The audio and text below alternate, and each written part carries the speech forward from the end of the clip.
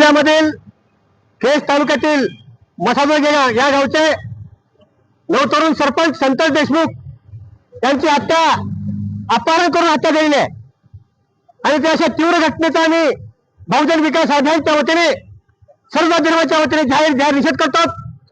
महाराष्ट्र पुरोगामी विचाराचा महाराष्ट्र आहे आणि अशा महाराष्ट्रामध्ये जर बिहारसारख्या घटना घडत असतील, एका लोकप्रतिनिधीला न्याय मिळत नसेल तर बहुजन विकास अभियान संबंध महाराष्ट्रामध्ये न करणार आहे।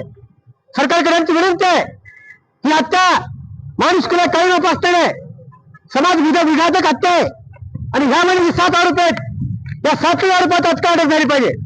मात्र पोलिसांनी 3 आरोपीला अटक केलेत। तुम्हाला आरोपी मिळत नाहीत का? हत्या होऊन 2 ते 4 दिवस झाले मात्र आतापर्यंत 7 आरोपी त्याला मिळत नाहीत। त्यांच्या पाठीमागे कुणाचा हात आहे? 4 आरोपी आजपर्यंत मोकाट आहेत। आमची पोलीस यंत्रणेला विनंती आहे की या 7 आरोपीला बघून यांना कडक शिक्षा व्हावी आणि मरणोत्तर न्याय त्या कुटुंबाला मिळावा ही बहुजन विकास अभियानाची मागणी आहे। हे प्रकरण जलगत न्यायालयात चालण्यात यावं। ह्या प्रकरणासाठी वकील म्हणून ॲडव्होकेट हुसेन रिकामेची निवड करण्यात यावी ही देखील बहुजन विकास अभियानाची मागणी आहे।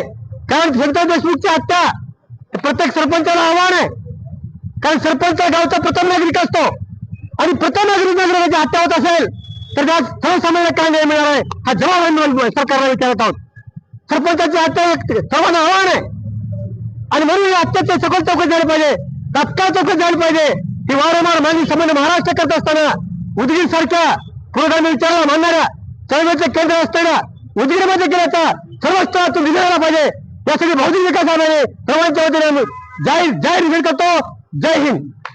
दुसऱ्यावर कारवाई, सरपंचाची हत्या केल्यावर कारवाई, सरपंचाची हत्या केल्यावर कारवाई, पुन्हा अटक।